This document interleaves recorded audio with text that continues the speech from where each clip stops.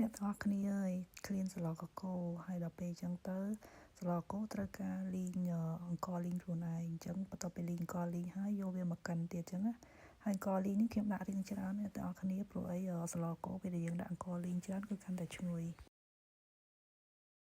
នៅស្រុកគេគឺចង់ញ៉ាំម្ដងគឺថាធ្វើខ្លួនឯងទាំងអស់អង្ករលីងក៏ត្រូវលីងខ្លួនឯងយកមកកិនខ្លួនឯងគ្រឿងក៏ត្រូវបុកត្រូវកិនខ្លួនឯងនិយាយទៅគឺថា homemade ទាំងអស់តែម្ដងណាហើយនេះគឺជាសម្លកកូរដែលខ្ញុំបានកូរគ្រឿងដាក់សាច់ដាក់អីឲ្យអស់ហើយនៅចាំតែដាក់ទឹកទេហើយខ្ញុំបានដាក់អង្ករលីងពាក់កណ្ដាលចូលទៅក្នុងនឹងដើម្បីច្របល់ចូលគ្នាវាឈ្ងុយបន្ទាប់មកទៀត